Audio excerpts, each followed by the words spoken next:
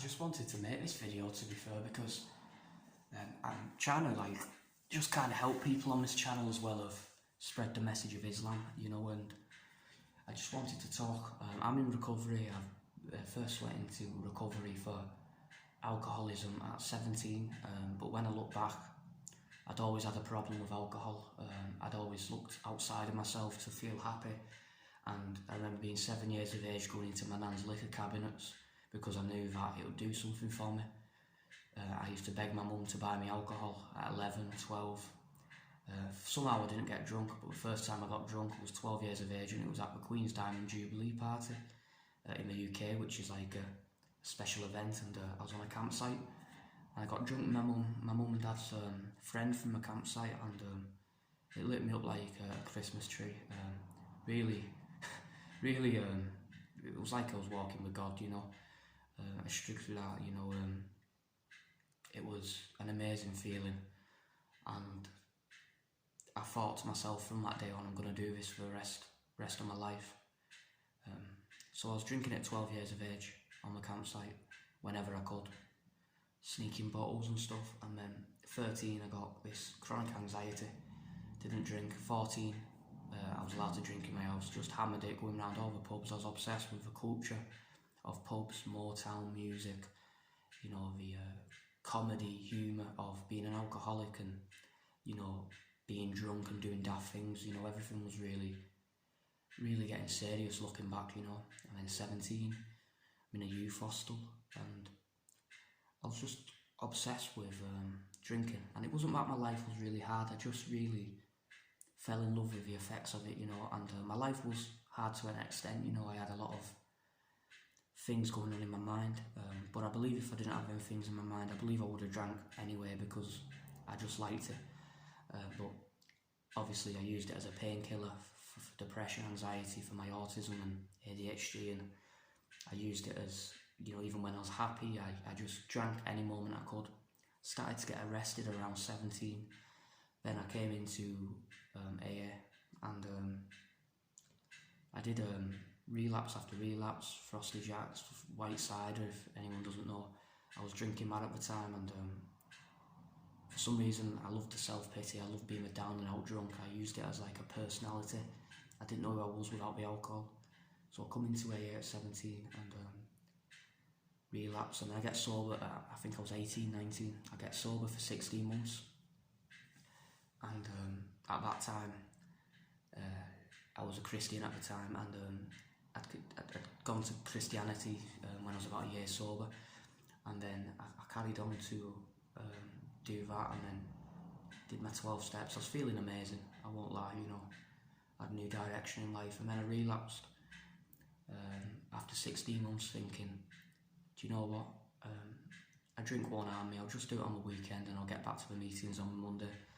And that drink had lasted me for 3 years now, and I'm back in the rooms, getting sober again now, alhamdulillah, and I'm feeling a lot more peace now because I'm a Muslim now. I'm praying 5 times a day, and sometimes I'm not perfect at that, but I do get the 5 daily prayers in, and I feel amazing, I don't really have that much temptations to drink as much as I did do, previous, but this is a but. The living in recovery, what I wanted to talk about is like very hard, to be fair, because you don't know a way to live. It's all you've ever known, it's all you've ever ran to, and when you get sober, it's kind of like when people come out of jail and they don't know how to live in the outside world. With me, I always had resentments, I always had this hateful mind, I didn't like myself, and alcohol used to make me forget who I was, and just made me forget about all my problems, made me talk to people, stuff like this, and even when it wasn't working, I was still drinking, and drinking myself sober, and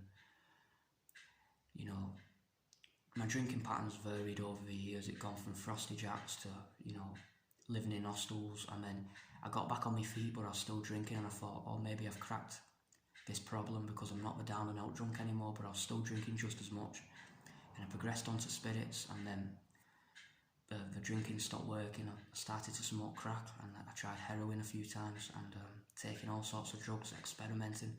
Never actually got a habit with them, but the alcohol had always been the master.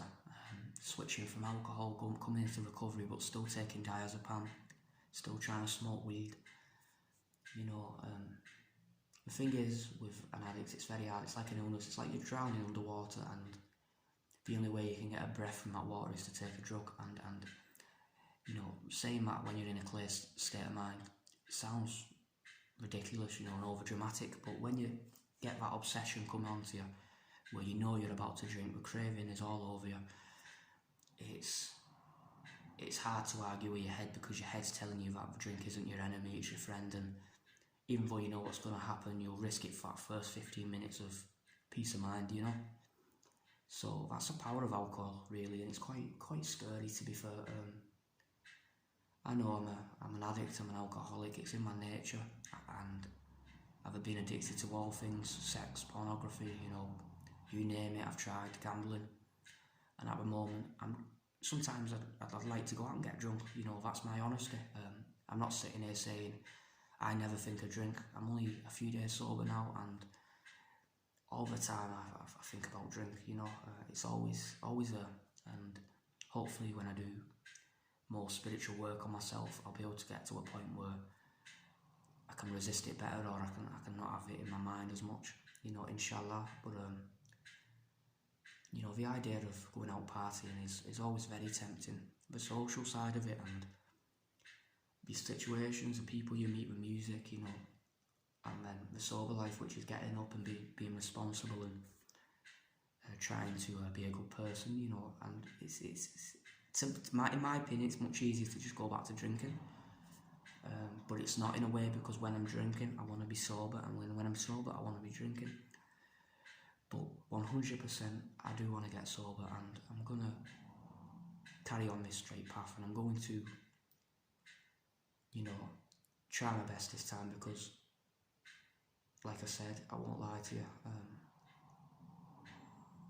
drinking has always been something that I've never really surrendered to. Sometimes it's always like, I'll go back to it when I'm stressed, you know.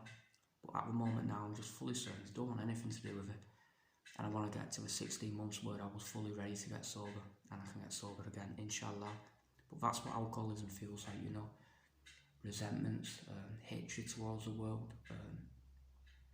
not liking yourself, intrusive thoughts, having things play over in your mind, full of fear, full of illusional fears, disillusional fears, real fears, just your nerves shot through that, you know, and alcohol soothes it. So hopefully this can help people to understand, maybe a parent or someone with alcoholism who doesn't understand, but someone who has never lived it won't understand it, you know. It's one of them things where only an alcoholic will understand, you know, the insanity of the first drink and carrying on until you drop with your phenomenal craving or the obsession, whatever it is.